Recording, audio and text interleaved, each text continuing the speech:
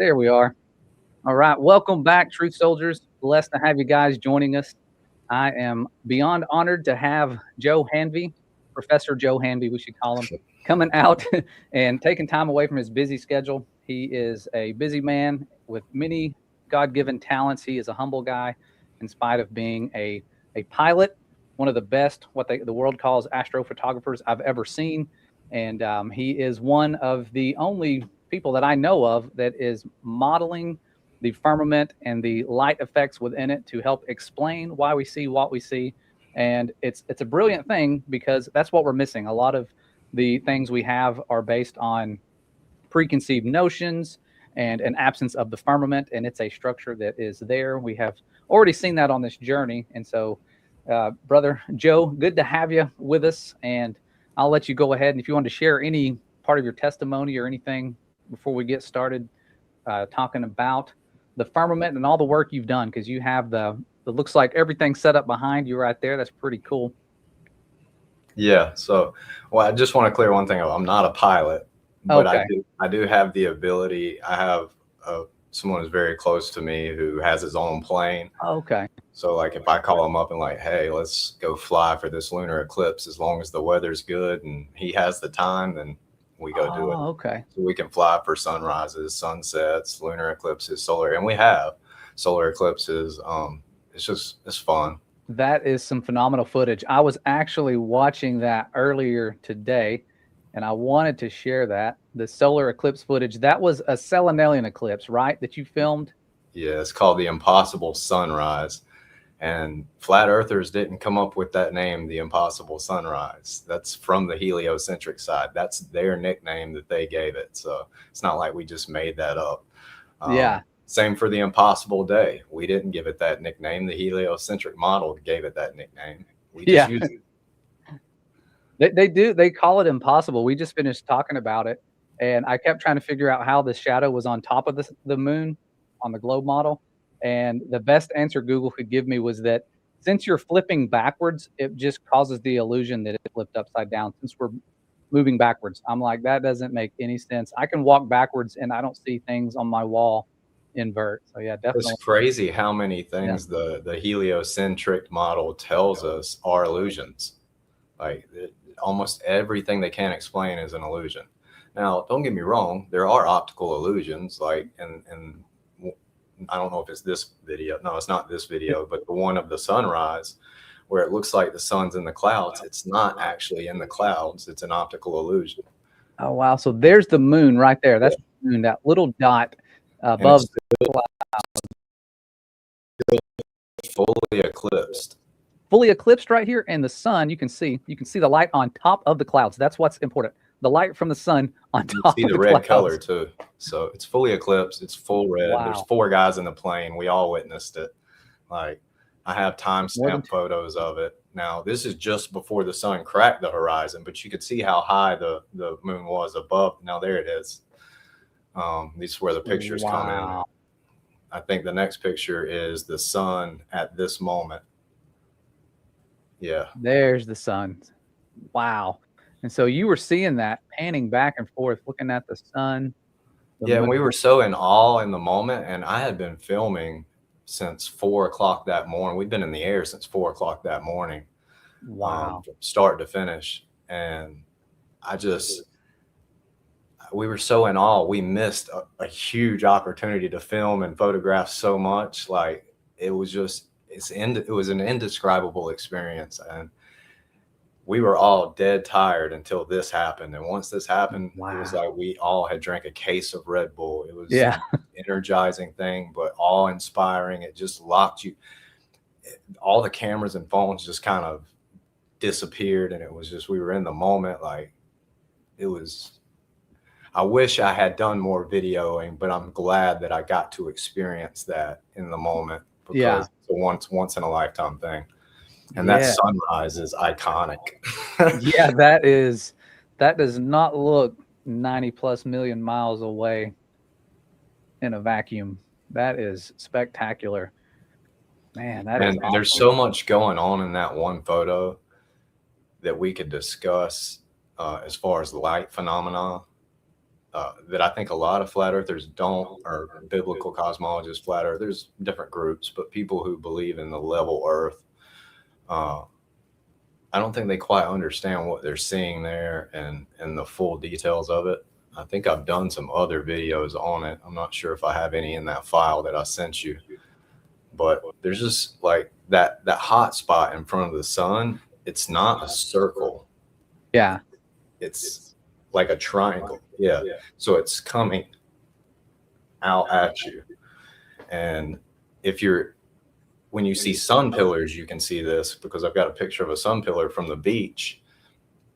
And that angle is like this, and the pillar's in between it. So just different perspectives, that beam is, and it's showing you that it's a projected focal point of light. And at different angles, it's going to create different projected angles to the viewer. And it's in an apparent position too, because there's other people at that exact moment that have it at zenith above them. Whereas to me, it looks like it's right out in front of me. You know, it doesn't look like it's above me. It doesn't look like it's below me. It just looks like it's right out in front of me. And the camera doesn't really capture what the naked eye sees. Like, yeah, a lot of people think it does. It does not. Like, if I go out with my P950 and I'm taking pictures of the sunset, the size the sun looks in my eyes is bigger than what the size of the sun looks properly exposed in the camera from the same viewing position. However, I can still see the full horizon just like the camera does. So the camera shows me the horizon and, east to west just as clearly as I can see it, and in the same dimensions that I can see it. But for some reason, the sun itself looks bigger to me than it does to the camera. So the cameras and eyes, people trying to say that, that cameras are absolute proof. There's a lot that goes into the optics of photography, and learning the little nuances of it proves that the cameras still can't see the way we do. They can do a lot of things we can't do, but they still don't really see things like that the way we see it, if that makes any sense at all. Yeah. Yeah, I've seen that. There's so many times I take the photos and I'm going, this is going to be amazing. Look at these crepuscular rays or whatever it is I'm trying to film. And it's never as it looks to the eye. It's never as good, never as brilliant. Rainbows, same thing. Never can you capture what you're actually seeing there. And that, to me, it just looks like the sun's right there. If I had to, I just feel like we could go on a road trip and end up right there. Like, yeah. It looks that close. And you can, people question, well, how do we see it? How does it appear to look in the clouds? I've done videos on that. When you have a light source that's that focused, it can seem to be in stuff that it's not. I have a picture of it where I'm standing on the beach, 100 feet out in front of me. There's this little palm tree that appears to be eye level, and just where the sun is at, it looks like it's in the palm tree, like it has leaves in front of it and leaves behind it. And it's just an optical thing with a light that bright that's focused the way it is towards our perspective. So it's never really in the clouds. People got to think of it like this. The only people who see it in the cloud, yeah, here you go. This is one of my just indoor demonstrations kind of showing this. When people see it in the clouds, they only see it in the clouds when it's low on the horizon. Well, at the same time they're seeing that, there's another person that has that same sun at apex above them. So it's not in the clouds. It's an optical effect. It's never physically in the clouds. And it'll fool people. Show the where they take and apply the negative filter to these photos. It'll fool the negative filter too. It's not, the negative filter is not showing, not like uncovering some mystery. It's fooled the same way. Yeah. So tell me about this setup right here. Is this the laser source coming from the viewer looking at the clouds, or is it on the back of the room aiming towards you? So this is the end of my hallway upstairs. Okay. And I've hung a trellis net level off the ground and put some cotton in there as clouds. And I shot the laser several feet, probably 5 to 7 feet behind that layer of clouds onto the wall. And what's interesting is the trellis net kind of acts like the haze layer that we have above us, and it gives us a second sun, which we do see on occasion, but it's in rare situations, and it's usually low on the horizon when there's a lot of haze or a lot of, and if you fly a lot, you'll realize that we always have this haze layer that's not really I mean, it goes through the cloud layer as well, but there's this haze layer that starts a few hundred feet off, several hundred feet off the ground, and can go, you know, a few thousand feet off the ground. But once you get above it, you kind of see it. And our whole atmos is that way. Our not only that, the land and beneath it, everything's layered. Yep. So there's just like this layering effect that really comes into play. Wow, there's that local sun. That's what it looks like kind of in your photo. Yeah. Right. What's cool is how it just washes the clouds out. Like that, I've got another video where it washes that whole thing out. And there's the double sun you were talking about. I've seen lots of people capture and this was just me out in my yard with a blue laser hitting my fence, and it's perfectly level. I leveled the laser, and then I get to the camera and just show how it looks like it's going down and up, and it's not. It's just a form of perspective. So I zoom in and out, and it looks like it's going down and up, and it's perfectly level. It's just all about perspective. Cool. It's like the setting sun overhead. Oh, so yeah, you're zooming in and out. I saw that. That is cool. So yeah, stop that picture. Go back. If you can go back. Yeah. Remember how we were talking about from the plane, how it's a focal point coming at us? Yes. Well, this is from the ground in a negative filter. Wow. So this is a shot of a sun pillar from the ocean, from the seashore, and I put a negative filter to it. It has the original in here too that's not in the negative filter, but it's showing you perspective and how that changes as you go from the ground.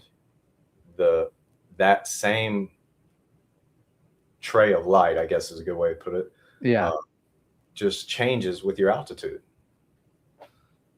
That is cool. And that's the original. It looks like this thing is a laser shining straight. That is cool. Yeah, I mean, the sun acts like a focal point of light. You could call it like a burning laser. It exhibits those traits tremendously. A lot of people don't know about sun pillars and moon pillars and all these different phenomena. See, that's from above it, whereas from the ground, you see it the other way. That is cool. And you have to get out and intentionally set out to make observations of these things regularly to catch stuff like that. It's just not something you see every single day, you know? No. Wow. That is amazing. There's so much. Now I want to go on more plane flights. I don't like airports, but flying, man, you see so much. That is cool. Let me remove that. It looks like we had some students joining. If you guys wanted to ask questions in the and you're in the studio, let me know. We can pull you on. Just have your phones turned on and ready to go. We can bring you guys in, cycle people through, and then I can send the link to our Earth Foundation students. Let's see here. Got more stuff to share. I was trying to share. Oh, I know what I wanted to share. I was trying to share something from a presentation I had, but I think the presentation, because I was going to ask you questions about your own work, but I think my presentation has too many. It has over 100. Yeah, it has over 100. I just saw a question that said, are you able to fly to the sun or moon? No, we can't get to them. I don't personally, I don't think we can ever know how far away they are. Just because they're in an apparent position. How you measure something in an apparent position that you can't get to, I don't think that's possible. There we go. So no, we can't fly to the sun or moon. You still there, Josh, or you froze up? There you go. I'm here. Okay. Sorry, I think it freezes me when I go to another tab. I don't know why it does that. I was trying to create a presentation to share, or because I was looking at some of your photography, and I had a question about one of the things that you captured, because to me, I had never seen, I think it was a comet. I had never seen that before. There we go. Somebody said the link isn't allowing them to join.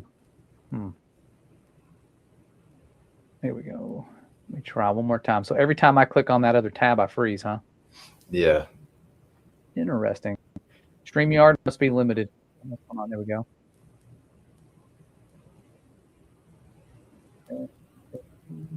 Yes. But you saw, okay, did you saw that? All right. And if you guys have any questions in the comments, put it in all caps so we can see it. We won't think you're yelling. We will be able to see it and answer them.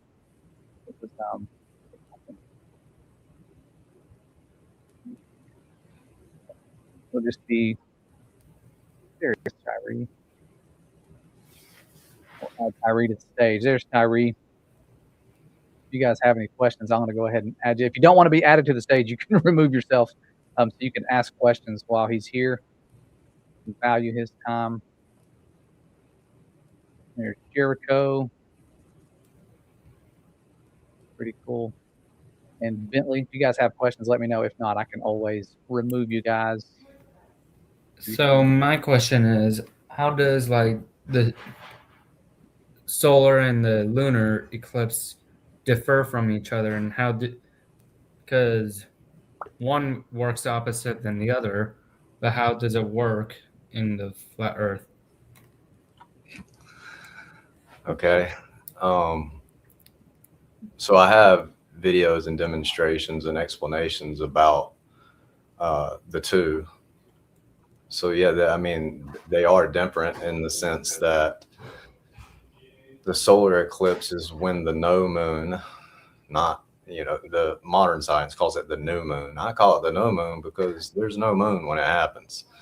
I consider a new moon the first waxing crescent that we see. That's your new moon. That's what I would consider a new moon. And then I would consider an old moon the waning crescent just before the no moon phase. Solar eclipses only happen during the no moon. It is a lensing effect of two light sources interacting within the firmament sky system. Both the lunar and solar eclipse are simply lensing effects. So the polarity and the polarities of the sun and moon are opposite to one another. Just like if you take two lenses, photography lenses of opposing polarities, polarized lenses, and you rotate them like this, they will actually go black. And I have one. I probably could get it, but instead of that. But if you take those two polarized photography lenses and you move them in front of one another, the center goes black. So the solar eclipse, that's what you're seeing. You're seeing the no moon polarize the sun and creating that black center, the black hole sun, solar eclipse. And then in the lunar eclipse, my theory for the lunar eclipse, which I can now demonstrate, I just have to put all the little pieces into one full demonstration. But we have videos, Josh has videos that I sent him of my demonstrations so far. But the lunar eclipse to me is when the sun's caustic zone inside of the dome, and maybe I can show you if I can do it. No, you can't see it from that angle. Maybe if I do it from this angle. Oops. It's just too bright in here. Yeah. To see. I can pull up the video. Do you want me to pull up the video? But yeah, so the sun's caustic zone, if you look up coffee cup caustic, you're always going to get a caustic zone inside of a container. Now, we have atmos for that light to travel through inside of our container. So that atmos causes what is called Rayleigh scattering, which changes the light from the blue spectrum to the red spectrum. Now, being that it's so far away, because it's on the other side of this massive realm, it's in the far red. So we can't see that caustic zone physically with our eyes, but as the moon's light passes through it, it creates a lensing effect that exposes that far red as the moon's light goes through that caustic zone. So when the sun's caustic zone and the moon meet at the ecliptic plane during a full moon, that's when we get a lunar eclipse, and it's simply a lensing effect. And when I recreate this, the shadow matches. The shadow gives us that 90-degree turn, double shadow line, the red color. I can account for all of that in different demonstrations. Like I said, I need to put it all together in one single demonstration where each piece is in there simultaneously. Let me see. I'm trying to find it. I believe I have it saved in here. Let's see. There's a lunar eclipse. There it is. Lunar eclipse with double shadow. Yeah, I think that's it. Yeah, I think that's the one that shows Rayleigh scattering. What I'm showing here is... Oh, you want me to leave the audio on with you talking? You can turn the audio off. Okay, there we go. So the sphere in my hand represents our Atmos. It's got water with milk in it. That creates Rayleigh scattering. Go look that up. It's just a simple home experiment people can do to recreate Rayleigh scattering. So when I move our Atmos in front of the light, the lower light, which represents the sun, it scatters that light from the red to the blue spectrum, but it's also creating a coffee cup caustic on the other side. It's hard to see all of that in this particular model. That's why I said I have to put all the pieces together for one. But what you'll see here is when I move the Atmos in to create this coffee cup caustic, the moon not only gets a double shadow line, which we witness. I have pictures of it myself. I've seen it myself. See a kind of a double shadow, a faint shadow, then a dark shadow. And just before it goes red, it goes almost fully black, and then boom, it goes red. And it's just a simple effect of the Atmos and the lensing effect of these two light sources and the phenomena of those light sources occurring inside of the firmament sky system. That is cool. Blood moon and the shadow effect matching perfectly. So then a blue moon is sort of the same, right? No, a blue moon is just a full moon. Oh. So you have like a blue moon, a hunter's moon, a harvest moon, a pink moon. It's just names they give to different full moons. They're not actually, it's not an actual blue moon or an actual pink moon. Now, often when you see the moon coming up on the horizon, the full moon, low on the horizon, it will have different colors. It can be yellow, it can be orange, it can be pinkish, it can be red. It can look all kinds of different colors, but I've never really seen it in the blue spectrum until it gets higher in light blue color. And I believe in Enoch 72 to 76, it describes about the sun and moon's path and how it works. So it like defers the sun as a he and the moon as a she. And then it also talks about 12 portals that it goes through, 12 phases or whatever.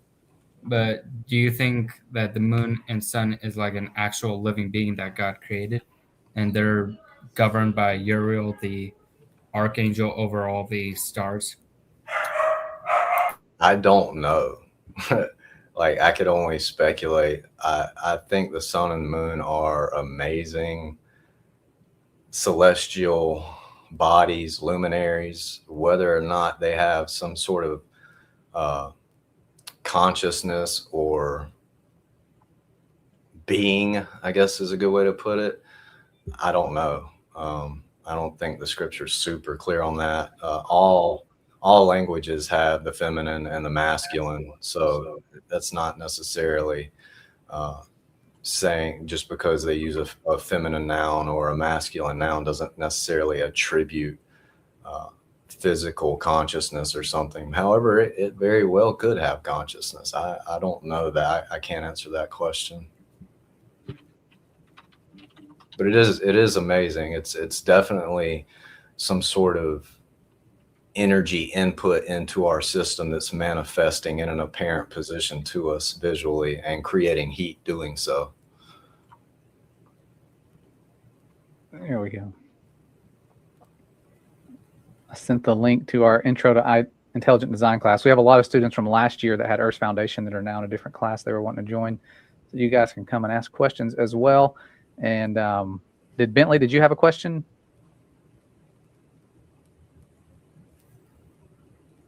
All right. There we go. And we got Isaac just made it. Welcome, Isaac. And I had a question too. I have been waiting to ask this question. I was looking at your photos. Was this a comet on the left? This was the one on the left. I thought was yours on Facebook that you had taken. Yeah, the one on the left is C2023 AI Atlas, I believe. Oh, okay. It's hard to remember which one's which, but I'm pretty sure this is a spectacular photo. And I was wondering, was it like that? Like it's darker on one side than the other. Is that just what I'm seeing? Is that, or is yeah, that this is the raw photo. That to me, that doesn't make sense with the space narrative, with it being dark and light. If there's nothing out there in space for that light to be scattered into. Yeah, and what's interesting is it's actually moving. So when I took that picture, I was looking at it in my sky this way, but the tail, that big wide tail, that you see, it's actually moving that way. So it was moving east. Every day it was further and further east and higher in the sky until I couldn't see it anymore. That's amazing, because it always looks like a light shining through a barrier when I look at it, like somebody's got a flashlight on one side of a barrier. And what I find fascinating is like that laser light, that light pillar aspect you were showing, it looks like it would be coming from a brighter light source above it, and above a barrier, and those tails are always pointing away from the sun. Yeah, and the anti-tail is actually pointing towards the sun. Yes. Wow. See, that's why I feel like that's what that light, I just have a feeling that's where it's coming from. Maybe multi-layered aspect of the firmament. Some people. Yeah, I don't really know for sure, but my current leading personal theory, it's not really a theory, it's just a hypothesis. Yeah. My personal hypothesis is that they are from the sun itself, and they are some sort of marker, alarm, warning, something in the sky clock system. I mean, all the ancients looked at them as warnings or markers or alarms. Well, that's what I thought, because it was either last year or the year before, it was the year before last, we were keeping the Feast of Tabernacles with our friends, and my friend George follows the sun and has a sundial, and he's very mathematical. You probably have heard George Newberg, GeoTruth. He does real good calculations. He was an architect, and so he's got this understanding of how to find the latitude based on a sundial and all these things, and the sun gates based on Enoch's description and the people that kept the calendars. And he was doing these calculations, and he says, I think we're a week off. And I went, okay, I kind of believe him there. If he says that, it's probably true.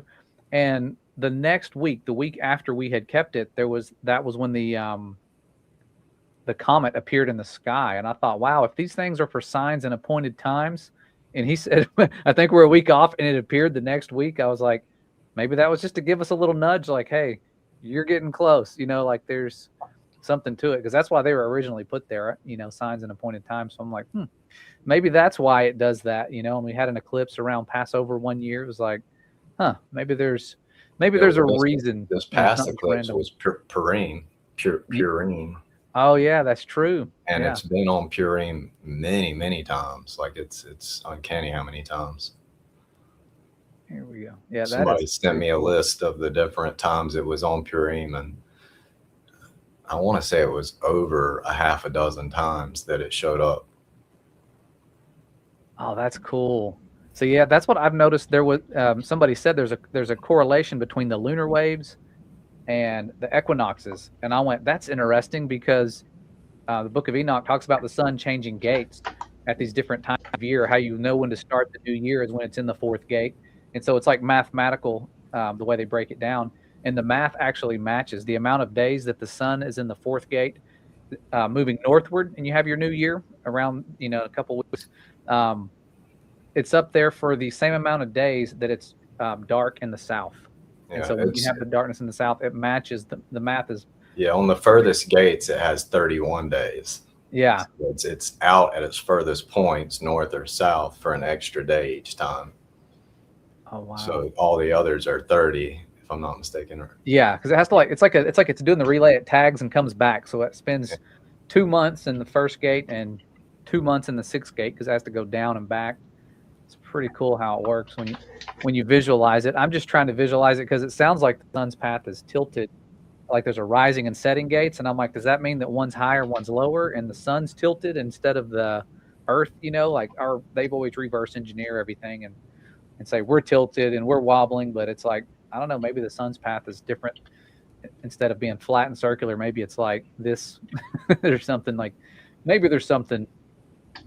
in those. Yeah, well, I mean, if it's a projection off of or through a dome type structure, then it would appear to be tilted, and it would appear to rise and fall in its path above us slightly. Yeah, because it's projected through a domed surface, or through or onto.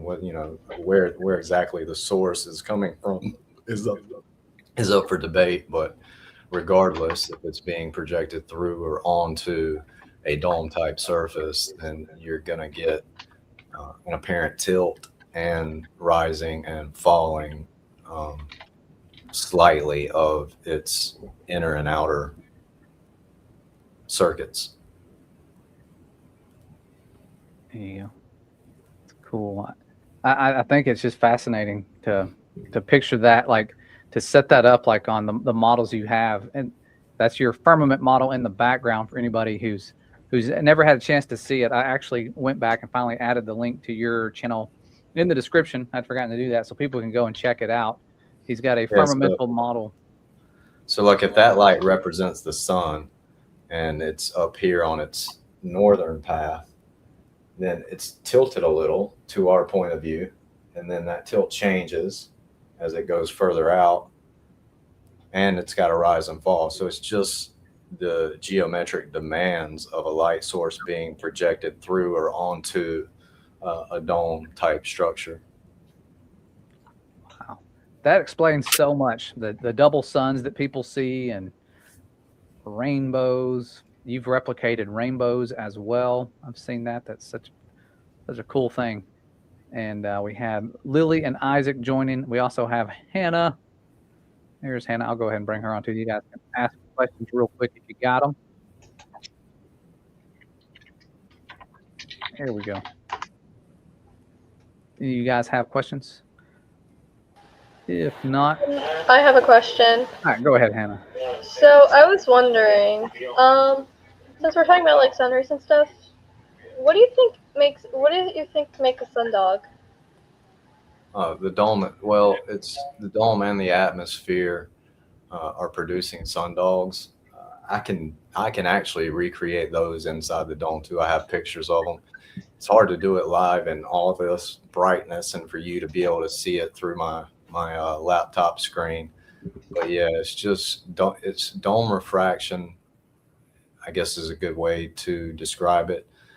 It's the way light is presenting itself inside of a dome structure to our physical eyes. But also projected focal points of light will produce halos, and those halos can be stretched to sundogs during specific atmos conditions.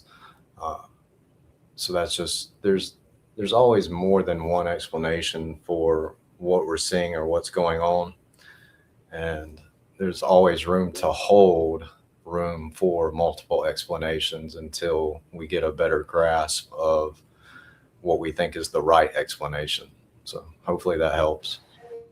Yes, thank you. Awesome. All right, let's see. There we go. And do you have a question? There you go, Isaac. Go ahead. I'd like to ask, do you have any idea how the 24-hour sun in Antarctica would work? Perfect question. Yes. Well, one, I believe that I don't, it's not necessarily a belief. We know that things layer out within our existence. So we have sedimentary layers, we have gaseous layers, even the globe system, they have the stratosphere, the thermosphere, the ionosphere. They have these different layers. So things stratify and layer out. But this is a demonstration I've done inside this model here, except I have my two-way mirror in there that represents the superfluid ceiling above us. I believe at some point our atmos changes from the oxygen state, gaseous states, and transitions into a superfluid state. And there's a lot of reason for believing that. One is horizontal lines of equipotential voltage that we have on Earth. You need two 3D Gaussian surfaces, and we have the floor as one Gaussian surface. The superfluid ceiling would be our second Gaussian surface that allows for horizontal lines of equipotential voltage. So lots of reasons I believe there's a superfluid ceiling. Plus, Job 37:18 talks about how the sky is like a mirror.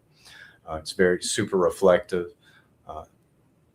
And then just the way noble gases and things work, especially if the dome itself is some sort of super cool, super cold material, then you can definitely get into the realm of superfluids forming. That would be a perfect environment for light to exist, because you need a container, a medium, and a charge for light to exist. You need a container for everything. So we on the biblical side, we actually have a container, so we can physically demonstrate. But in this demonstration, you can see when we're looking up through the superfluid ceiling in the south, the sun goes, okay, so west, west, south, west, south, west, south, west, south, and then east, north, west, south. So it appears to be going the opposite direction, but the actual source is still just doing a circuit above us. It's all an optical phenomena of the sky system above us. And cool. The cool thing is when you move, if it keeps going for a second, and I actually move the camera without changing the position of the sun, and the sun moves with the camera, which tells you that the sun is always in an apparent position relative to the viewer. So we actually get our own personal sun every time we look at the sun. And it really plays out in the south, because with an apparent sun in the south that apparently is moving the opposite direction due to the optical phenomena of the firmament sky system, anywhere you go, you're going to see that phenomena in an apparent position during that time of year. So you would get a 24-hour sun no matter where you're at in Antarctica at all times during that time of year, theoretically. That's cool. And it was only filmed once. They've only, all those years, they filmed it one time, one trip. But you can clearly see west, south, east, north, west, south, east, north. And you can see up here in the top, it's actually going the right direction. It's going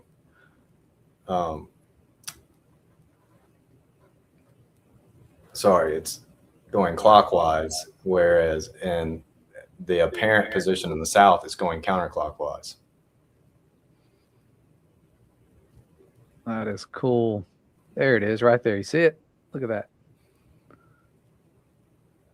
Now, if I could actually, which I have ideas to do so, if I could actually recreate Atmos inside of this, I have a real chance at producing even better results than this. This isn't proof of anything. This is just proof of concept. And there, see, I'm moving the camera, but I'm not moving the sun. And the apparent position is following the camera as I move. So that tells you it's in an apparent position. And no matter where you're at in Antarctica, you're going to see it in an apparent position going the opposite direction during the Antarctic summer. Apparent and opposite direction. But everything's still traveling west.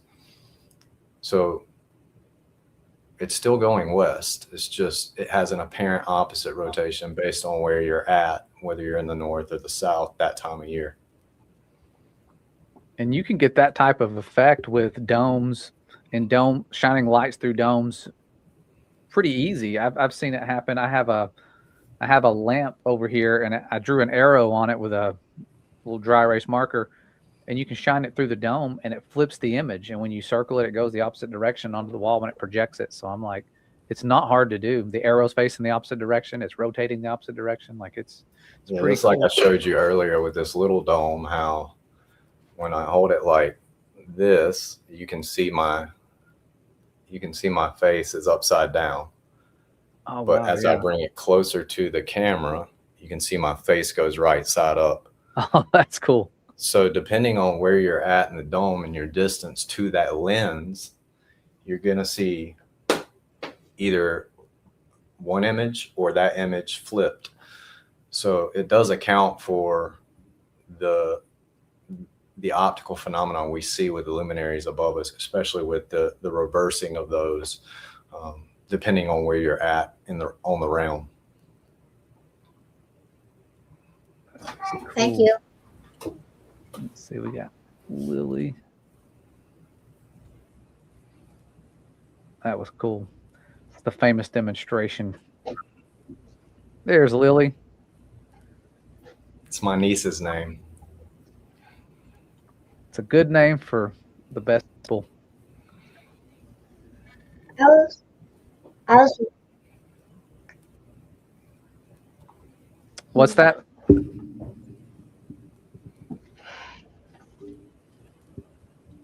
Sorry, we couldn't hear you. What was the question?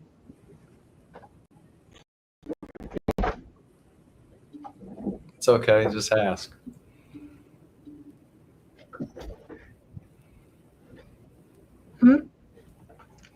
What was your question? I was gonna ask, like when you were a kid, Mr. Hanvey, like when you were a kid, were you interested in like photography and stuff, or did it just like come upon you when you were? I wouldn't say I was necessarily interested in photography as a kid. I remember I always enjoyed science. One of the first things I said I wanted to be as a little kid was a marine biologist. But I don't like being underwater for too long. I mean, I can swim and I can do all that. I just don't like being under the water for very long. So marine biologist was kind of out. But photography, once I really found out about the biblical truth of our realm, was just kind of like a necessity. And I fell in love with it out of that.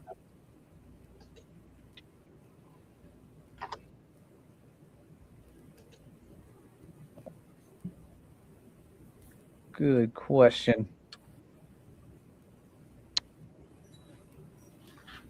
All right. And let's see here. Cool. Thank you. You're welcome. Anybody else still down there in the studio and you had a question? Can you look at the private chat and see? Jericho said he's got questions. Okay. All right. So what would you say is the best verse in the Bible that would like say that the earth is flat, we are living on a non-rotating, and it's not, the Bible is just metaphoric. When it says Isaiah 42, I think 2, when he sitteth upon the throne on the circle, I forgot the verse, but it says circle and that we appear to him like grasshoppers. And then they say that's metaphoric and it actually means sphere because somehow the words circle means sphere. Yeah, well, actually, the Hebrew word there it doesn't mean spherical. In fact, I think later in Isaiah, he talks about kicking a ball, a reference to kicking a ball, and the same word used for, I don't remember the word. It's like cud or chud or something like that. I'd have to refresh my memory on it, but when it says he sits above the circle of the earth, that is not in the Hebrew. It's not the word for sphere. It's the word for like a flat circle or just a circular object. So, but I don't think there is a best Bible verse. I think there's a whole bunch of them. But Genesis 1:2, I mean, the second day in Genesis, God made the firmament to separate the waters above from the waters beneath. So what is that? Like, When I've talked about that, people say it is the atmosphere. He separated the atmospheres. But then I bring up like, what are the floodgates? When it was the flood, the Great Flood, what was the floodgates then? yeah, the globe has no answer for Noah's flood. We can demonstrate it. I've got a video of a guy. I didn't do this demonstration personally, but I've got a video of a guy who did demonstrate Noah's flood. We can also demonstrate tides. So, yeah, I mean, the globe, there is no globe model. People believe that because that's what we've all grown up to believe. We've been told that since the day we were born. We've not been given an option to question it. It's just considered fact. But there is no globe model for this one reason. Well, many reasons, but one major reason. They will never get water to stick to a tilted, wobbling, spinning, corkscrewing, careening oblate spheroid in a physical model. They cannot do that. They cannot physically represent that. The excuse they will say is that there's no gravity that pulls the water into the spinning ball, spinning model ball. So then the centrifugal force will just pull it out. Yeah, so this is the problem with gravity. One, which gravity are they talking about to begin with? And two, the gravity that is considered to be what holds water to a ball is no longer a force. Science doesn't consider it a force. They consider it the bending and warping of the fabric of space, things that are just imaginary. Like, so when you talk about gravity and you ask someone what gravity is and they just drop a pin or something, say that's gravity. No, that's a downward bias. And there's an average for that of 9.8 meters per second squared in a vacuum. Well, we don't live in a vacuum, and it's not a constant. It's an average even in a vacuum. So it doesn't really represent reality at all. And it's not the gravity that supposedly holds quintillions of gallons of water to the surface of a spinning, corkscrewing, careening sphere. So their gravity argument most of the time is out of ignorance. They've just always been told gravity. They don't understand gravity. They don't know how to differentiate from the different types of gravity and where modern science is with what these things are actually being called. And gravity that supposedly holds this whole system together is no longer called a force. It's called the bending and warping of space-time. Well, you don't get the bending and warping. You don't get what they're claiming is happening without some sort of force to act upon everything to create that. And then this force is very selective. Like, it has places where it does exist, where it doesn't exist, but it must exist everywhere at all times to hold a system like they claim together.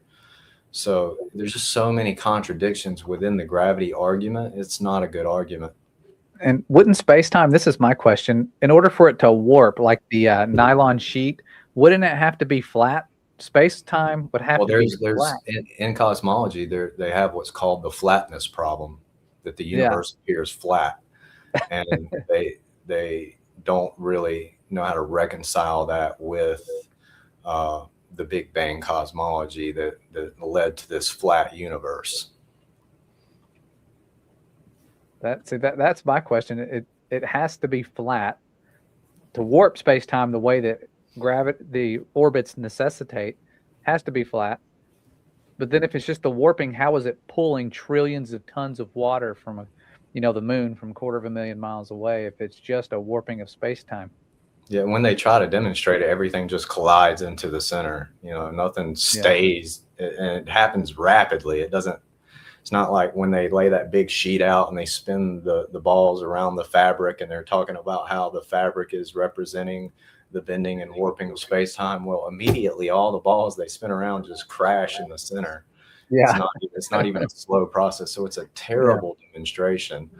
And it's this weird spell where people look at that and they're like, oh, wow. And I mean, I was under it. Like, so it's not like I'm downing people.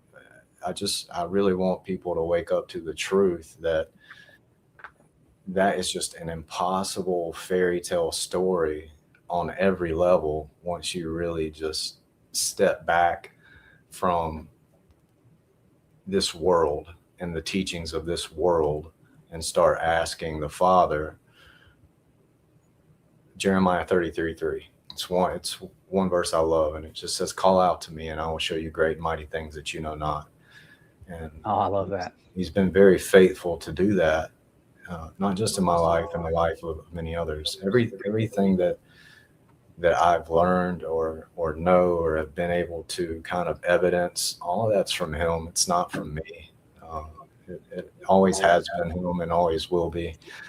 So that's what I want people to see, is just Jesus is truth, and then everything else comes from that truth.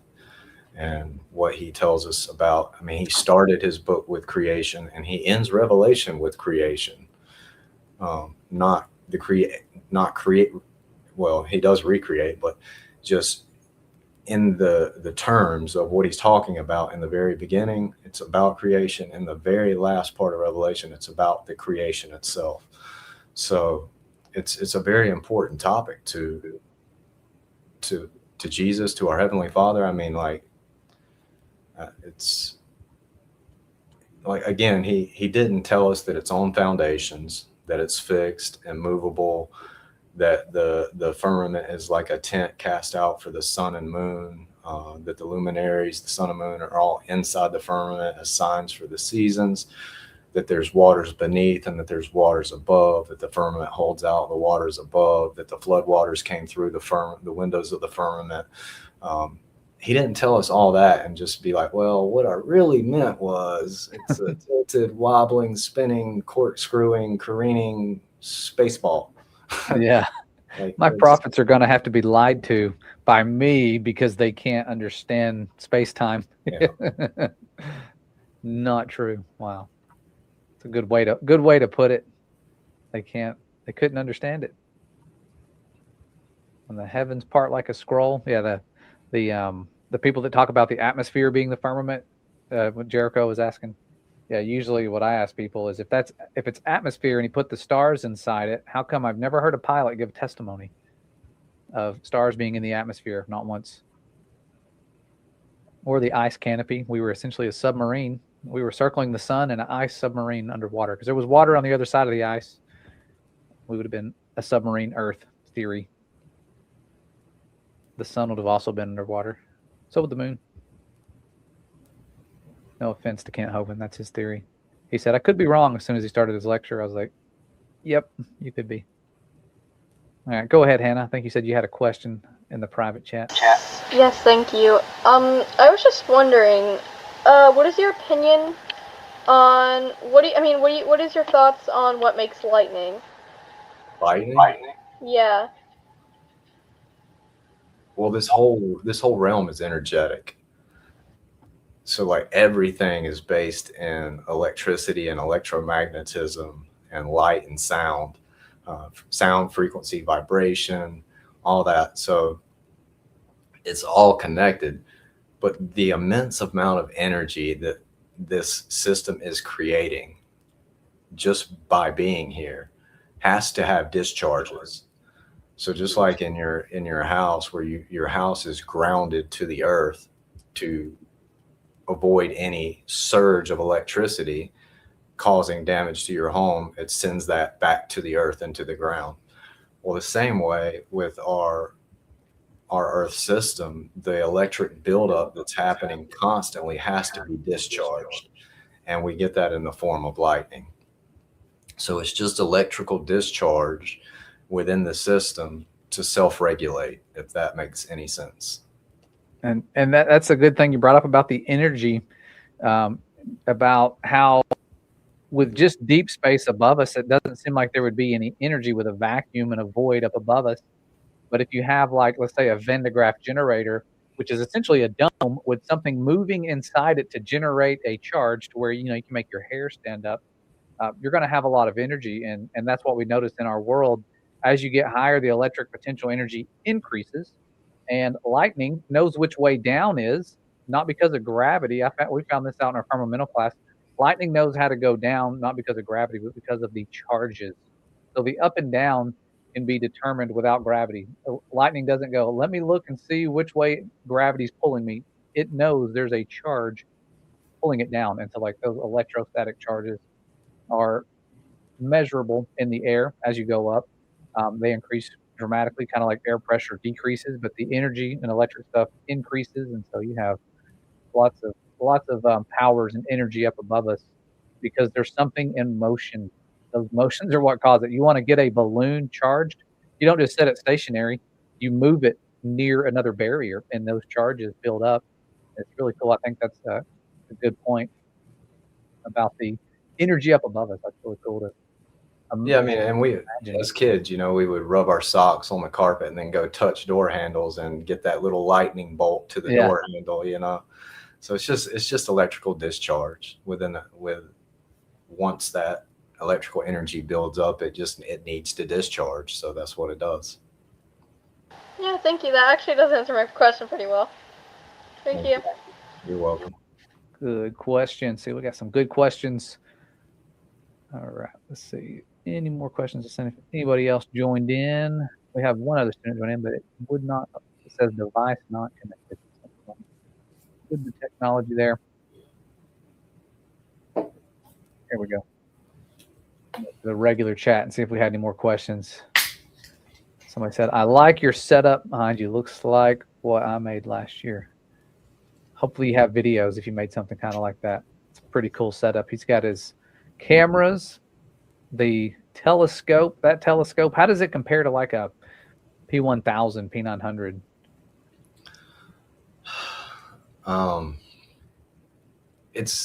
It's limited in its focal range, but its imaging capability is much greater at the focal range at which it operates.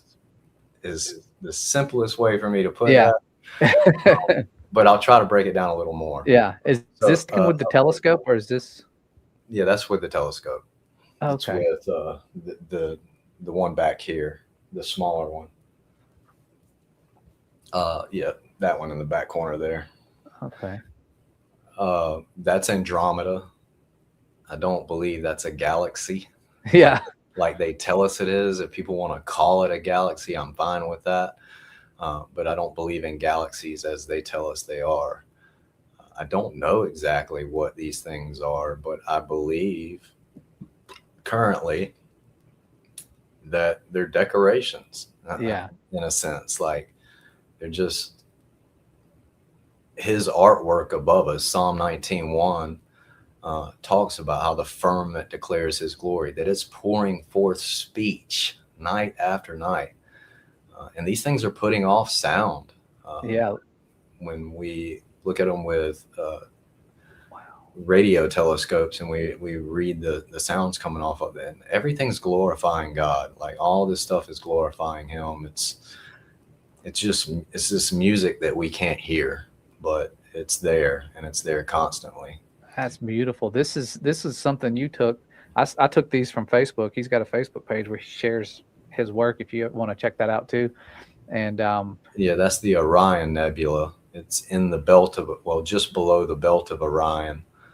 And it's real easy to find, and you can capture it with a P950, P1000. It's better captured with a telescope and proper camera setup, but it can be captured with a regular camera, especially a regular camera that's on a tracking mount.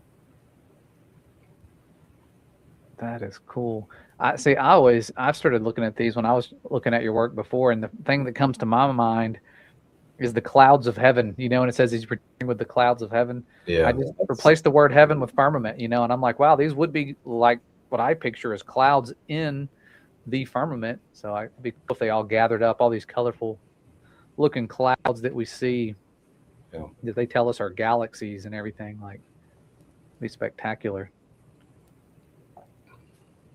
That is cool. Oops. Where do we go? Let me minimize that. There we go.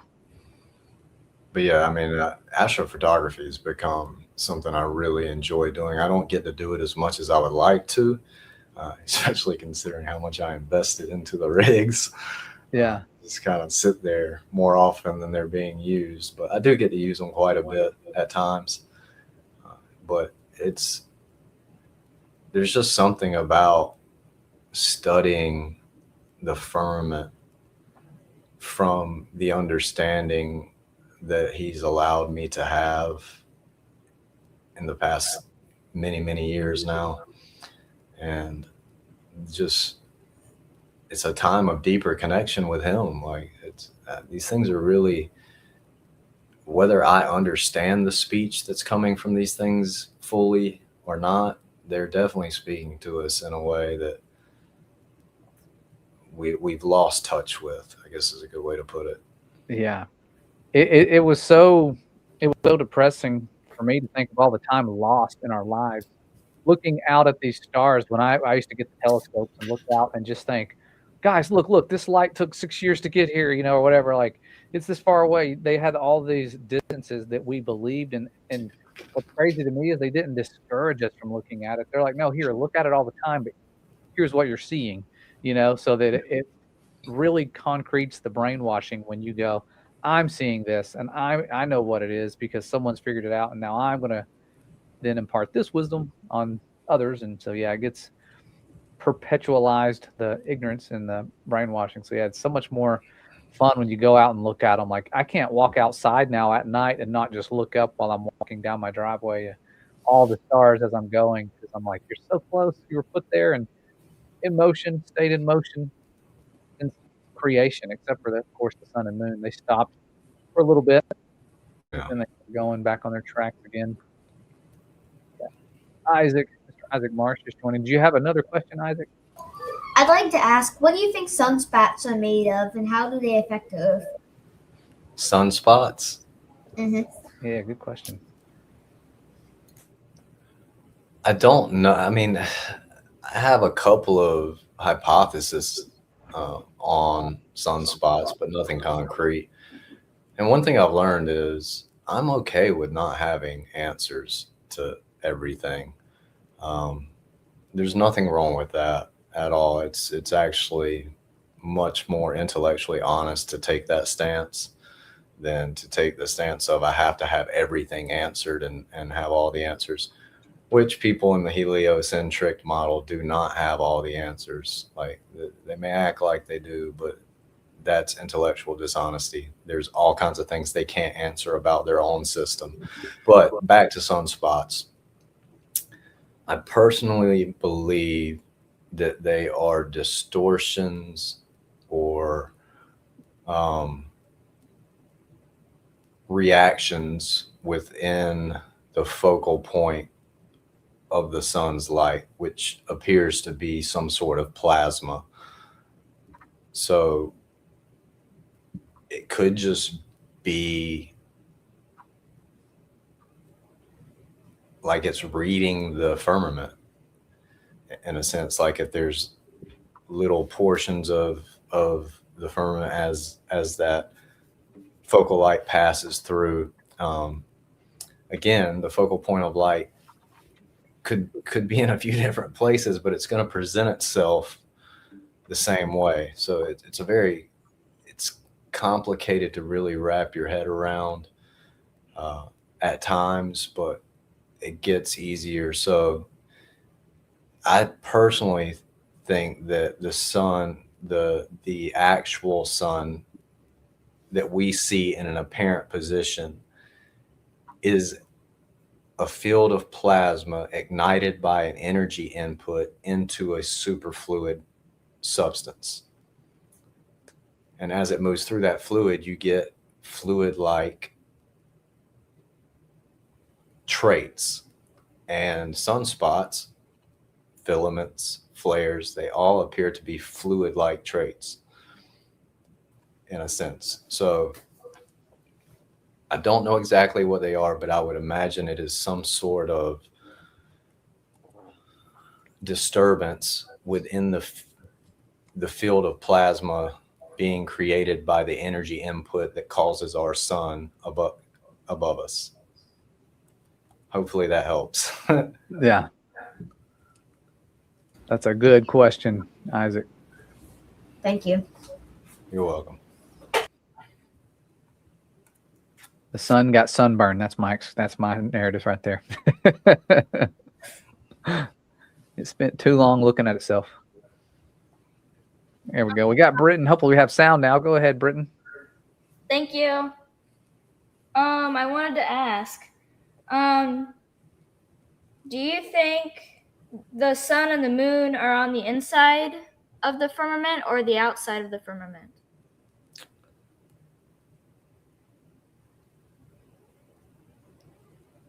Sorry, I'm making you think. Yeah, I'm just thinking of how the proper way to answer this, because I think they're inside. What we view is apparent to us on the inside. However, the source of that light, where does it come from? Does it come from the outside or does it come from the inside? I would say it doesn't really matter whether it comes from the outside or the inside, that what we visually observe appears to be inside to us, with us. Okay. Thank you. You're welcome. Good question. Yeah, the apparent sun, that's the coolest thing to look into, is because it'll look like it's in the clouds. And I remember when I was first looking into this, people were like, it's right there in the clouds. And I'm going, why has no plane ever crashed into it? Because it does look like it's just sitting wrapped in the clouds. Same with the moon. And so, yeah, the apparent sun versus where it's actually at is a cool thing to study. And I like that you're doing setups with cloud setups, firmament setups, all these different things that so many people aren't really doing, because it's hard to model all of the what you call atmos on such a small scale on a tabletop, because we've got, for me to look out mountain when I'm looking at it from the ridge, it's 20 miles away, and I could see what that does, but then getting somebody with a spotlight way over there, it's like, and then scaling that down, it's something you can do. I think using the creativity, like you had the milk inside of water, kind of acts like the sky, the blue sky, the haze. Yeah, I mean, when I first got into the photography aspect, I had many videos of the sun and moon in the clouds. And at the time I was like, man, how do I explain that? And it really kept bugging me, because I was like, just from what I know, like, it's not logical for it to be in the clouds. Like, so what's causing this? Yeah. And it's really when, one of the things that led me to start doing a lot of demonstrations and modeling was that particular aspect, and just seeing it through my own camera and being like, okay, I need to know how to explain this. And the best way to do that is to set up tests and demonstrations, physical tests and physical demonstrations. And if you can mimic it, then great. And if not, then just keep trying. And my very first attempt, it was horrible. Like, it didn't work at all. It was not set up right. Like, but I was just start somewhere. And finally I scaled up from very, very small to the hallway, and it started looking right. And then finally I got it right, and it just all made sense. It's like, oh, wow, there's the answer right there. And that's what really started telling me that we view the sun in an apparent position, not a physical position, ever. And because of that, there's no way for us to know exactly how high it is or exactly how far away it is. Is it more local than the heliocentric model tells us it is? Yeah, obviously. I mean, it's not 92 million to 96 million miles away, depending on whether it's at aphelion or perihelion. But I don't consider something that's also possibly multiple thousands of miles away as local either. Yeah. Like driving to Florida to me is not local. Yeah. So, driving thousands and thousands of miles, which heck, I did that when I drove to Arizona. Yes, that's why I couldn't make that trip. My brother, he got to meet you over there. Yeah, and he I was met excited. him. He's a good guy. I was jealous, but I was like, it was so far, and I'd already gone to Texas, and so I was like, I couldn't. My wife just had the baby. I'm like, I can't leave her twice back to back. Barely once. Once was hard. I drove there a total there and back in the car, actually going there and coming back 4 days. Wow. See, that's what I would have had to have done, and I was like, It was almost 5,000 miles. It was a lot. Wow. Yeah. But it was fun. I've always wanted to do it, and I've never seen. Once you get halfway through Texas, it's like you enter this different world. Yeah. From green trees and what I'm used to my whole life, kind of hills and mountainous regions and lakes and just greenery and rivers, and then it's just desert. Yeah. Like these bare naked mountains that have they just don't have trees on there. There's naked mountains, like it's just different. But it was an experience. I enjoyed it. Had Run Boston Bear with me, so that's awesome. driving. It was good. Yeah, I couldn't drive a trip that long by myself. I would go crazy. All right, Jericho, you said you had a question, I think, in the chat. Go ahead. So when you were mentioning about the cameras and stuff, I like to take pictures of like the stars and just do a bunch of astrography or whatever the word is for taking pictures of the stars. But what is Astrophotography? What is like the best modes for just a phone camera, like on the pro mode? So like your phone camera. Well, one, get a tripod, and then just start playing with your exposures and your focal lengths. And I usually do like 800 ISO. Yeah, I mean it depends on what you're trying to go after. But the thing about astrophotography is it's best done with a tracking mount. So if your camera is not synced with the sidereal rotation, you're not going to get as good of pictures. You're not going to be able to capture things like galaxies or nebulas very well. So having it on a tracking mount is going to be crucial to producing good pictures. That would be the number one step.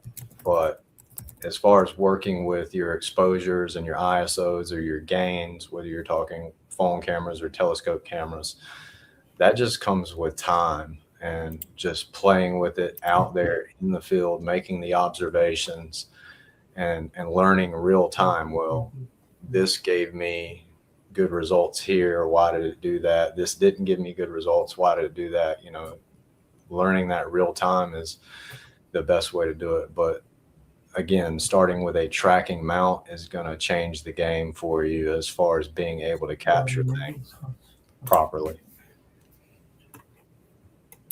And you can get a fairly cheap star tracker that you can put your phone on, and then just, as you're tracking, you can take your pictures for whatever exposure you want to take, and then see how that turns out and go from there.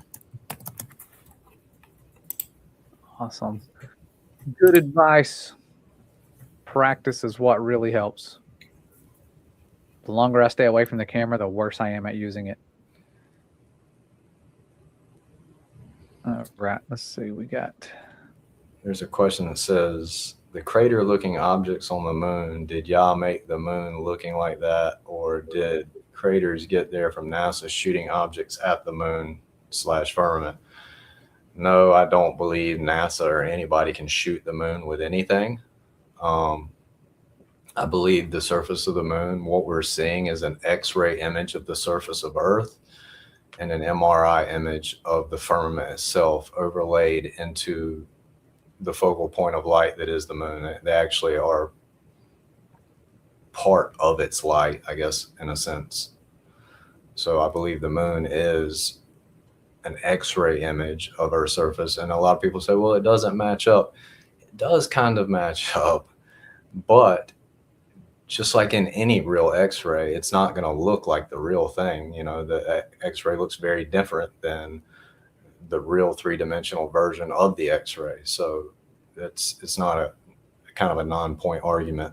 But that's kind of what I think. I think the moon is a focal point of light that represents the surface of our moon in an X-ray. The surface of our Earth, the surface of the moon is a representation of the surface of the Earth that is a focal point of light created by the X-ray energy of the system. And then the really big craters with the stretching patterns, where it looks like, you know, something drug across the surface out from the center. I believe those are probably the overlaid image of the MRI image of the firmament over the lands. And the lands are just kind of like the big zones with the little bubbles and stuff all around, if that makes sense. Yes, I believe that was Lily that had that question. That was a good question. Good answer. And yeah, I've looked into that too. That almost does look like a mirror image of what would be if you're looking at the Earth and the continents and everything. And there was a channel called Good Times for All. They did a really good experiment back when I was studying lightning sprites and how powerful that energy is, you know, with just hitting a smooth powdered surface with a spark. And it made what looked like moon craters, like identical. And I was really blown away. I was like, wow. So an electric phenomenon could cause that. Yeah, way like easier than a rock smashing into it from space. You know, like that would. like I said earlier too, Yeah. it's always good to entertain different ideas. And another idea that I entertain is that the face of the moon was created during Noah's flood. Yeah. With the sheer energy of the waters of the deep breaking forth and the waters of the heavens being released, this sheer amount of energy that created. Yeah. And then, you know, you have all this upward debris into the system. So you could end up with a moon that looks battered and tattered. Yeah. That's the largest movement of water ever, you know, since the days of creation when he was putting the water up there. And when we have storms and that moving water in the air, yeah, it creates a lot of energy. So that's a good theory. I could imagine. I really can't imagine how much water was moving in the pressures. And not only just the water, the sheer kinetic energy, like would be, I mean, it would be far beyond what nuclear bombs could even, and I don't necessarily believe in nuclear bombs, but what we've been told about nuclear bombs, just the amount of energy released and the radiation released during an event like that would be, if you're standing next to the waters of the deep when they break forth, you're probably going to be disintegrated instantly from the sheer amount of energy coming out of that. So if the moon was there and didn't have a face prior, it could have at that point received an X-ray imprint. If it's some sort of photosensitive plasma, it could have received an X-ray imprint and a MRI imprint onto that photosensitive plasma surface during that event. So, I mean, there's just multiple things that it could be. Yeah. So I like to try to keep multiple, again, I like to just try to keep multiple ideas of things it could be and how it could work versus just being very dogmatic about, oh, it's this way, you know? Yeah. That's a good approach. And somebody kind of ties into the flood. Somebody said, do you think the dinosaur bones were really giant bones? And well, I personally can't verify dinosaurs are a real thing. And from some of the research I've done on it, none of the bones that we have are actual bones. They're all cast models that have been made. But pre-flood, humans living hundreds of years. Lizards never stop growing, like it's part of what they do. If they were living just as long as humans were, I could imagine there were some pretty big lizards. Yeah, So, there are large bones scattered, and that's the cool thing about when you look into how many complete sets of bones we have. There's 0 complete sets, and when you look up why, it says they were scattered due to deposition. Well, that just means water. They're literally just, instead of saying flood water, they just say deposition, and that means that there was a large amount of water. A bone the size of my couch, that's a lot. It would take a lot of water to move that.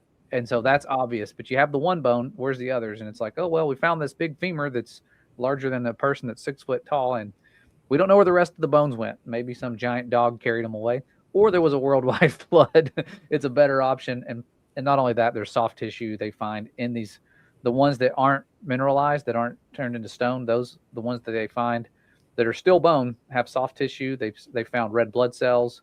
They found capillaries when they dissolve the bone. And so, yeah, these things even have blood clots in the bones, which indicates they drowned. When you drown, the blood clots in the bones. And so they have those iron deposits that remained in the bones, showing you that they drowned on every continent, according to the death pose, too. Yeah, they all died like, instant death. Like they're choking or something. Yeah. I just couldn't imagine the pressure, though, because I was thinking, you've been in a plane, and you know how high you go when you're up at like 30,000 feet.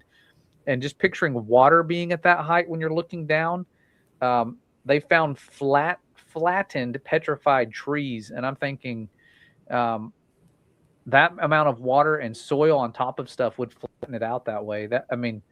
Just submarine pressures at like 5 miles deep in water is unbelievable. But to imagine adding another 5 miles to that, or however much, more you would have needed to go above all the high mountains. Because how tall is the highest mountain?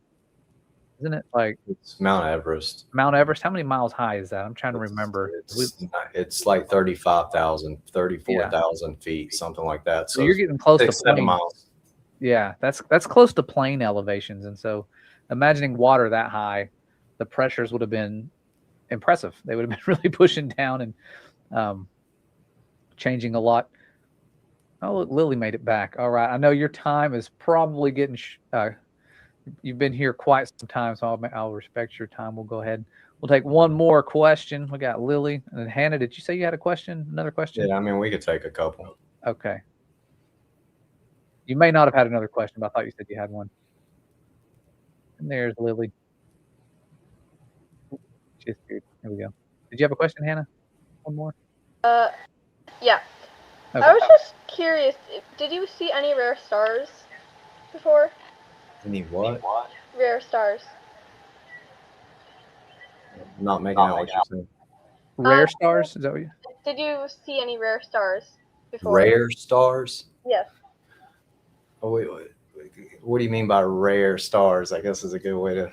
I can't really explain. I don't know if there's any, actually. It's a really terrible question. Well, it's not, because not every star is the same. Even the scriptures tell us that he knows them all by name, that they're unique. Yeah. So I can tell you this: if you photograph stars properly, you'll be amazed at what you see. Yeah. Almost all of the flat Earth stars that you see online are out of focus. Mm-hmm. It's unfortunate. And I'm not bashing fellow flat earthers or biblical cosmologists.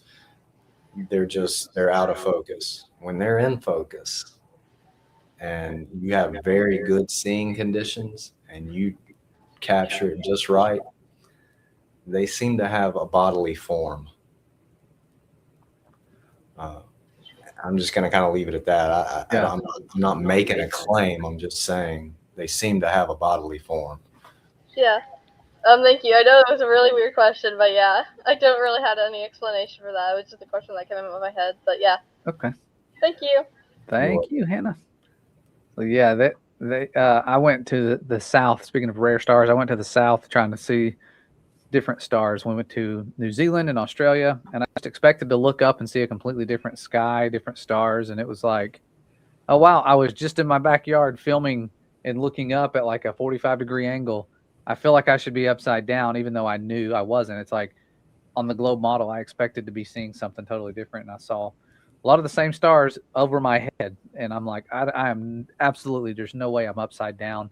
Even the moon wasn't upside down. I was expecting the moon to be upside down. It was just like not what I expected at all. I got there, I was like, I'm just going to see what I see, and hope for the best. And my goodness, I was like, the moon, that's a lie.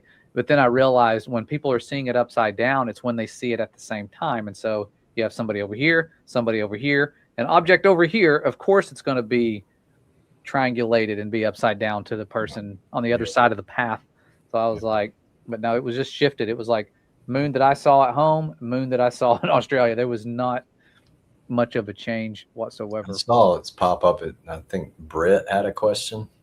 Okay, let's see. Oh, there it is. Yeah. Go ahead, Britton. Thank you. You're welcome. I just wanted to ask,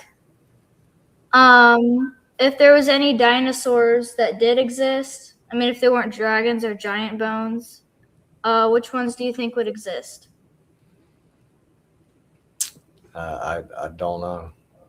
I mean, it's very possible that tons of varieties existed, many that we don't even know about.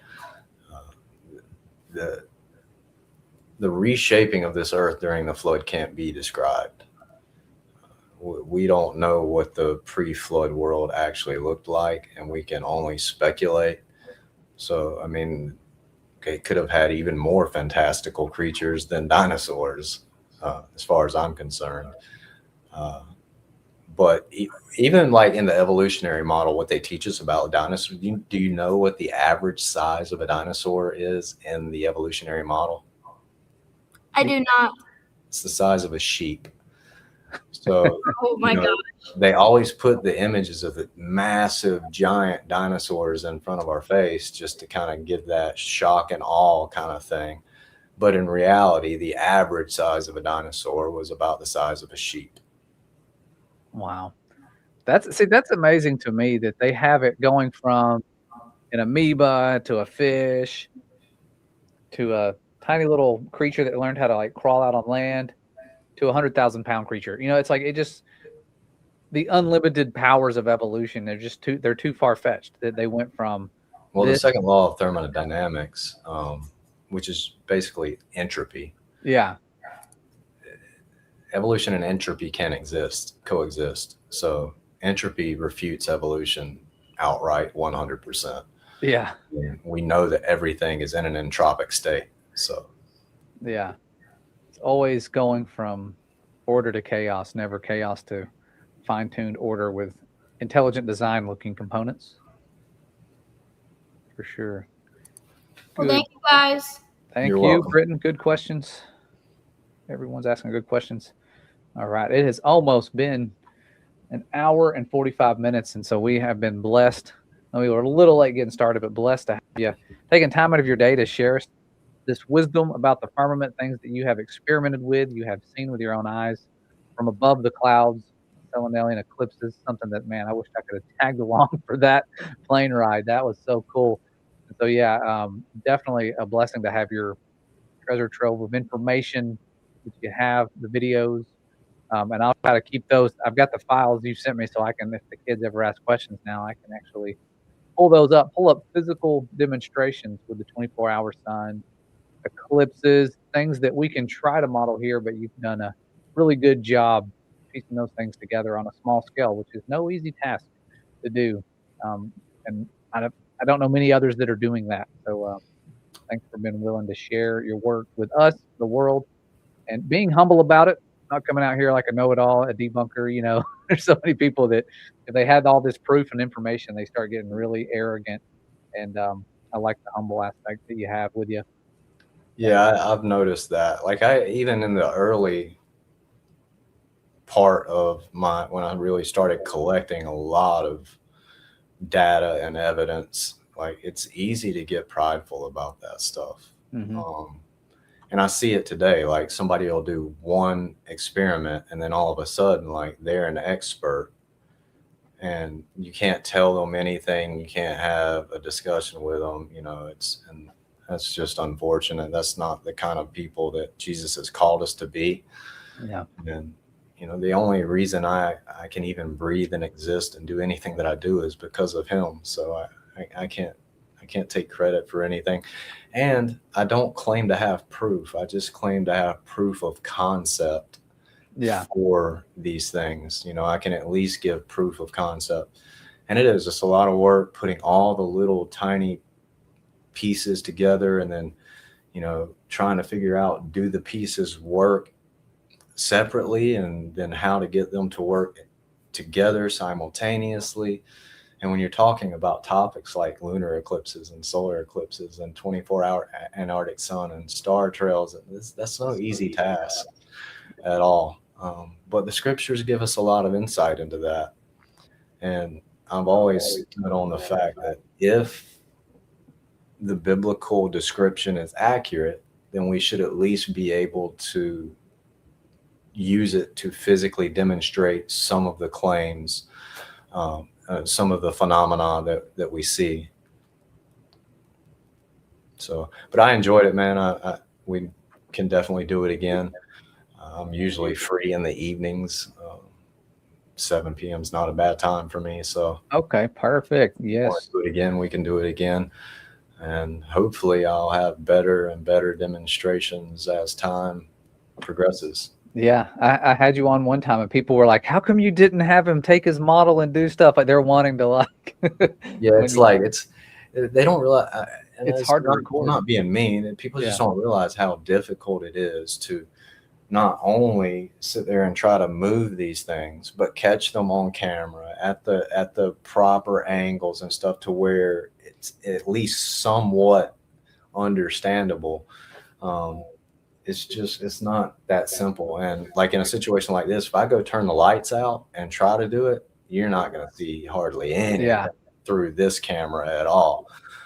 But people who have actually seen me do the demonstrations live in person, they're always like, oh, it makes so much more sense now when they can see it in person live versus me trying to put it into a little camera screen zoomed in to a point to where you can actually make out what's happening, but zoomed out far enough to where you can kind of see the dome and everything, you know. Yeah. And then, you know, I've only got 2 hands. Yeah. You need a professional micro photographer, people who do like probably like those tiny stop motion films and stuff where they know how to go to the right places and angles and see everything. Cause that is a challenge when you're doing it by yourself and you're holding the camera, watching it, lighting it. Like, yeah, that would definitely need a field trip or like a biblical earth creation museum set up, you know, where people can go and interact. I actually bought a large inflatable planetarium. So that like if I travel places, I can bring this with that large inflatable planetarium and actually have a dark room to bring 10, 15 people into at a time and kind of show and demonstrate some of this stuff. I haven't put it to use yet, but maybe it's that's actually really cool. I'm getting excited thinking about that. Having a planetarium, which is where you literally go to sit underneath the dome and watch stars move the way they move. Yeah. Eyes when we see them. Impressive. And so, yeah, he's got a ton of videos, guys. I want to share my screen real quick so you guys can see his channel. He has a lot of demonstrations he's put out there and shared on his channel that's in the description. And so you can go there and check it out. He's got some really amazing stuff. Star trails, southern star trails, northern star trails, lots of videos out there that you can click on and watch. You can see I've looked at several here that he has done. And so just a lot of good visuals to break down the way we see things, because we are so small on this massive earth. We have the largest expanse above us, the most complex structure in creation outside of us. And so it's really cool to have somebody exploring that, giving us some answers, because everybody has questions and there's going to continually be questions. The more we dig, the more questions we have, but we're getting a lot of answers. And that's the cool thing about this. We've only been doing this for most of us for less than 10 years. And the amount of answers we've received supersede the fake science answers that I grew up getting, you know, like, why don't we ever see the stars on the other side of the sun? I don't know. Just move on. Okay. You know, like simple questions that I just thought somebody would have an answer to and nobody did. So thanks a lot, Professor Joe Hanvy, we'll call him, because he's really teaching so many people worldwide all this stuff. So thank you so much, brother, for coming on. It has been a blessing, and thank you to the students who came out here and asked some good questions.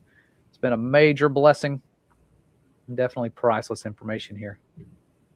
Yeah, thank you for having me, man. And I appreciate everything you're doing and the way you're pursuing everything from faith in Jesus and just the scriptural perspective, and really showing that I think you do a good job of showing that we don't have to throw our brains out to believe what we believe about our Savior. And we've grown up in a culture that basically tells us, oh, if you're a Christian, then you just throwing your brains in the trash can kind of thing, you know. Yep. That's just not true. And I think your channel and all your channels and your content do a good job of really showing that we can approach this from an intellectual point, because our God is an intellectual God. Yeah. Far, far superior. The words he's written. So much can be verified in the stuff that we now see in modern times, so-called modern times, like the last days that we're seeing this stuff. Seems like we're right around the corner with all this talks of wars and everything. So yeah, definitely a blessing to have peace, knowing we don't have aliens coming. They can release all the alien files they want. We know that we don't have extra space. I don't want to say extraterrestrial. That just means more land. We don't have creatures from up above. Now we have peace. Not worried about the asteroid threat. The only thing that's going to be falling from above is stars and hailstones that are about 100 pounds, but we're not going to experience that. Yeah, wormwood will be a pretty catastrophic thing. Oh yeah, and wormwood. Yeah, wormwood now, which I think is fascinating. Artemis, the plant wormwood. The scientific name is Artemisia, after Artemis. So we have NASA with their Artemis temple ready to.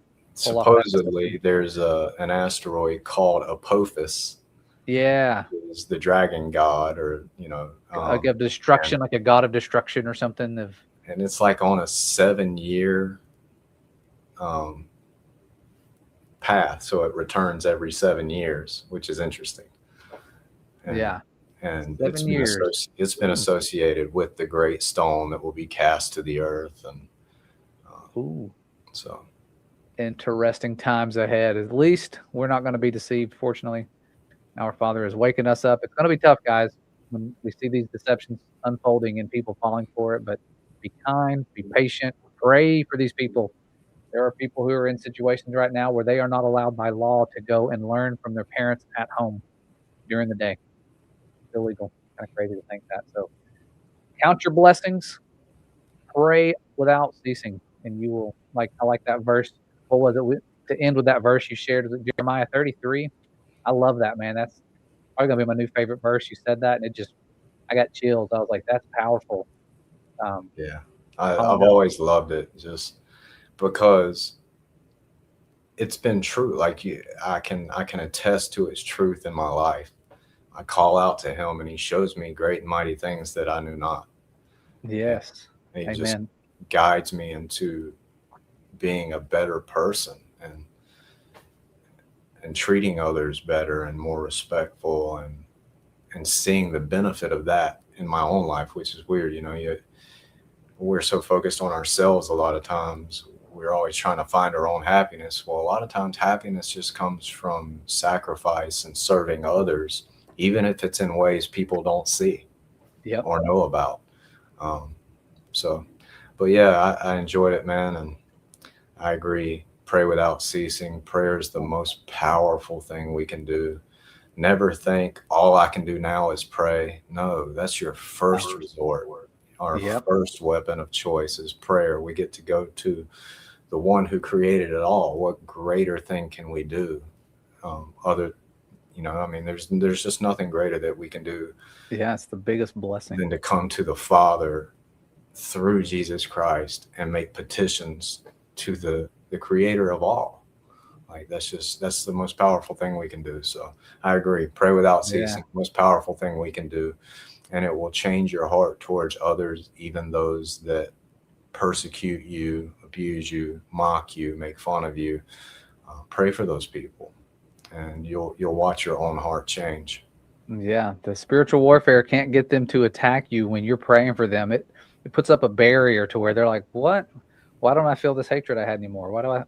What's changing? It does change. So yeah, really pray for those when they're persecuting you, just like our Messiah said. They don't know what they're doing. Forgive them. They know not what they do. They do not know. If they knew what they were doing, they wouldn't have done it. And so excellent wisdom and advice. Again, thanks so much, brother. We really appreciate it. This has been a major edifying blessing to our Truth Soldier community here. So thank you guys for joining. We will see you guys next time. Have a good Bye, one. everybody. Thanks. God bless. Have you been working overtime to protect your children from all the lies, indoctrination, and agendas, only to find out that the stuff is everywhere? If so, you're not alone. There are countless truth soldiers out there who are enduring the same battle you are, and there's something we can do. And we're not here to hand out blindfolds to everybody so we can protect all of our children. We are here to give them a strong foundation, one that is based on proving all things and using earth and life science as well as math and biblical history to prove that our Father's words are the truth. It's a scientific journey. You have 2 teachers joining with lots of experience. And this journey is one that will be live and interactive for multiple time zones around the world, where children are logging in to learn and explore our Father's intelligent design, as well as what this world actually is compared to what they say it is. It's a life-changing experience, and it will provide you and your children with a foundation that the lies cannot break apart. And if this sounds like something you're interested in, go to creationstandard.com, check out our course information, and register today so that you don't miss out on this incredible journey as we replace the indoctrination with our Father's provable truth of creation at creationstandard.com.